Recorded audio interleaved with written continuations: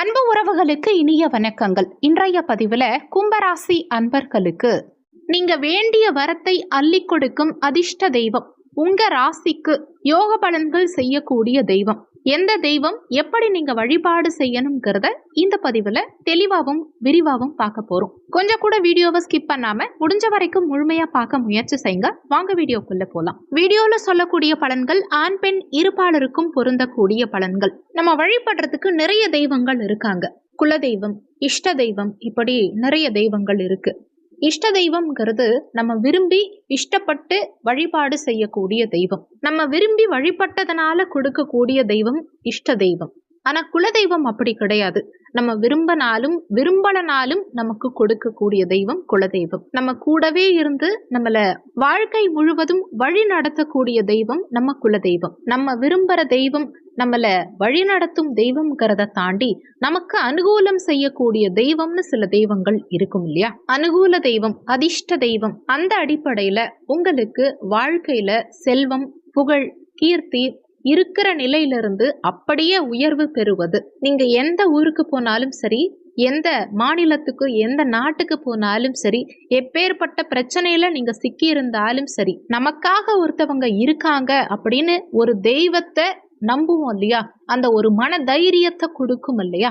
அப்படிப்பட்ட அனுகூல தெய்வங்கள் அப்படின்னு நிறைய நம்ம முன்னோர்கள் சொல்லியிருக்காங்க. அதுல சித்தர்கள் நிறைய மூல நூல்கள்ல சொல்லப்பட்டிருக்க விஷயம், 5ஆம் இடம் ஜோதிட சாஸ்திரத்தின்படி 5ஆம் பாவகம் பூர்வ புண்ணிய ஸ்தானம். 5ஆம் இடத்து காரக கிரகம் எதுவோ, அந்த 5ஆம் இடத்து காரக கிரகத்தினுடைய ஆதிக்க தெய்வம் எதுவோ, அந்த தெய்வத்தை பிடிச்சு, அந்த தேவதை உங்களை பிடிச்சு வழிபாடு செய்ய வாழ்க்கையில அனைத்து வகையான, அதாவது 16 வகையான செல்வங்களையும் பெற்று மகிழ்ச்சியா வாழ்வாங்கன்னு சித்தர்கள் மூல நூல்கள்ல சொல்லியிருக்காங்க. கும்பராசியை பொறுத்த வரைக்கும் அவிட்டம் 3, 4ஆம் பாதங்கள், சதயம் 1, 2, 3, 4ஆம் பாதங்கள், பூரட்டாதி 1, 2, 3ஆம் பாதத்தை உள்ளடக்கியது கும்பராசி. கும்பராசிக்கு அதிபதி சனி பகவான். கும்பராசி கால புருஷனுக்கு லாபராசி, 11ஆம் ராசி. நீங்க என்னதான் உழைச்சாலும், எவ்வளவு வேலை பார்த்துட்டே இருந்தாலும் உங்களுக்கு முறையான ஊதியமும் லாபமும் கிடைக்கலன்னா அந்த தொழில் மேல உங்களுக்கு ஒரு ஈடுபாடுங்கிறது வராது. இவங்க என்ன உழைச்சாலும் இவங்களுக்கு லாபம் கிடைக்குதா அப்படின்னா நடக்கும் தசாபுத்தியை பொறுத்து சில நேரங்கள்ல தொழில் தடைகள், தொழில் பிரச்சனை, பண பிரச்சனை, அதிகப்படியான கடன்ல போய் சிக்கிக்கிறது, இந்த மாதிரியான சூழ்நிலைகளை எல்லாம் அனுபவிக்க வேண்டி வரும். குடும்ப நலம் சுபிட்சமா இருக்கிறதுக்கு இவங்களுக்கு ராசி அதிபதியா சனி பகவான் இருக்கிறதுனால இவங்களுக்கு இயற்கையாவே ஆஞ்சநேயர் மேல, விநாயக பெருமான் மேல அதீத அன்பும், காவல் தெய்வங்கள் மேல, குலதெய்வத்தின் மேல அதீதமான நம்பிக்கையும் ஈடுபாடும் இருக்கும். கும்பராசி அன்பர்களுக்கு குலதெய்வமே காவல் தெய்வமா இருக்கும். ஆனாலும் நம்ம வீட்டில் பூஜை அறையில கண்டிப்பா நிச்சயமா இவங்க வச்சு வழிபாடு செய்ய வேண்டிய தெய்வம் எதுன்னா, கும்பராசிக்கு 5ஆவது ராசி மிதுனமனை, புதனுடைய வீடு. புதன்னு சொல்லிட்டாலே கல்வி அறிவு, புதன்னு சொல்லிட்டாலே ஒரு விஷயத்தை இன்னொருத்தவங்களுக்கு பேசி புரிய வைக்கக்கூடிய சாதுரியம், புத்தி சாதுரியம், இதுக்கெல்லாம் காரகத்துவம் வைக்கக்கூடிய கிரகம் புதன் பகவான். அப்போ சொல்வாங்க, ஒருத்தவங்களுக்கு கல்வி செல்வம், எத்தனை விதமான செல்வம் இருந்தாலும் சரி, கற்றோருக்கு சென்ற இடமெல்லாம் சிறப்பு. கும்பராசி அன்பர்கள் போகும் இடமெல்லாம் சிறப்பு. ஏன்னா 5க்கு அதிபதி புதனா இருக்கிறதுனால கல்வி அறிவு அதிகம் இருக்கும். இதுதான் உங்களுக்கான தன வருமானத்தை கொடுக்கக்கூடிய அறிவு.